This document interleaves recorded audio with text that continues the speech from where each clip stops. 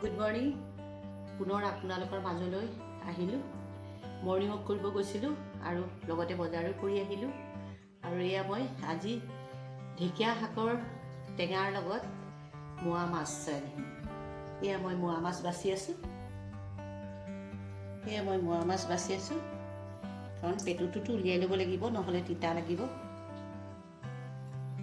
ঢেকীয়াৰ লগত মোৱা মাছ টেঙা আপোনালোকক আজি দেখাই আছোঁ।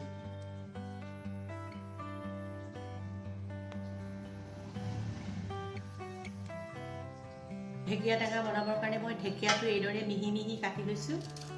এইদৰে মিহি মিহি কাটি ল'ব লাগিব। তাৰপিছতে ঢেকীয়াত বেছি ইম্পৰ্টেণ্ট নহৰু। এই নহৰু টুকুটা লৈছোঁ আৰু এয়া টেঙা কাজি নেমু দিয়ে বনাম।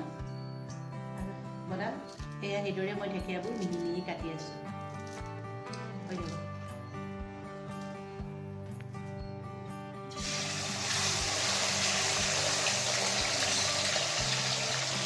এই মোৱা মাছ ফ্ৰাই কৰিছোঁ।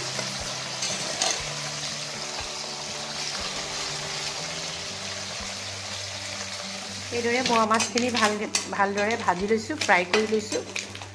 দেখিছে আপোনালোকে এয়া মই এতিয়া মোৱা মাছখিনি এইখিনি তুলিম এতিয়া। এইখিনি মই এতিয়া তুলি লৈছোঁ।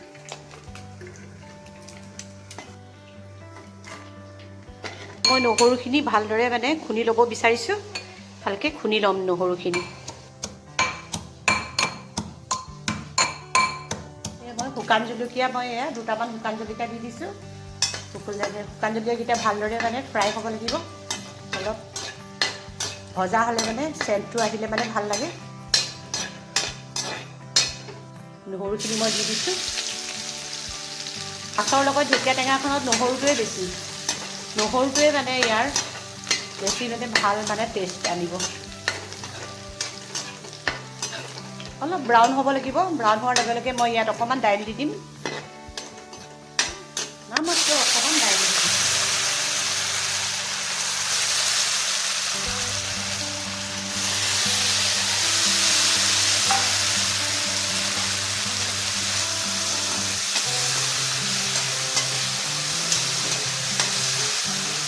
অলপ হালধি দি দিছোঁ। এতিয়া মই ইয়াত ঢেকীয়াখিনি দি দিম।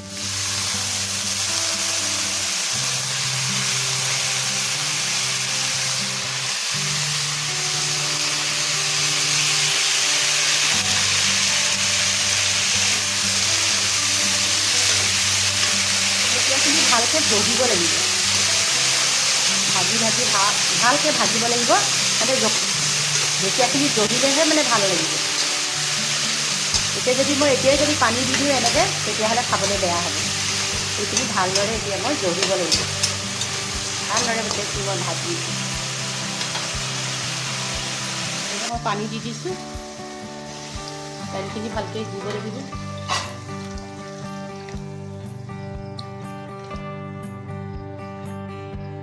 নিমখ অকণমান দি দিছোঁ।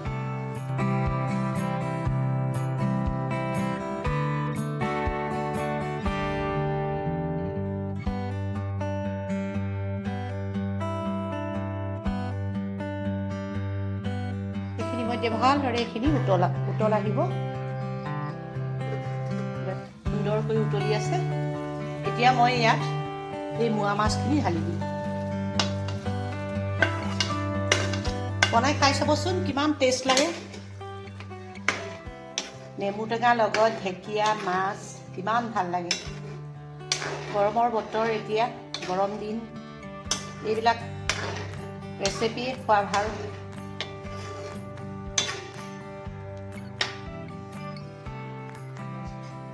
এতিয়া মই ফ্লেভাৰৰ কাৰণে ইয়াত ওপৰত অলপ মান ধনিয়া দি দিছোঁ।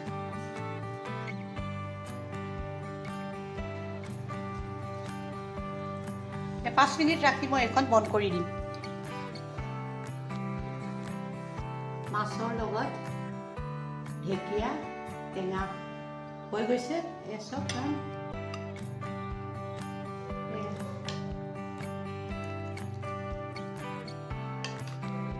আজিলৈ আহোঁ, পুনৰ আকৌ লগ পাম নতুন এটা ৰেচিপি লৈ। ধন্যবাদ।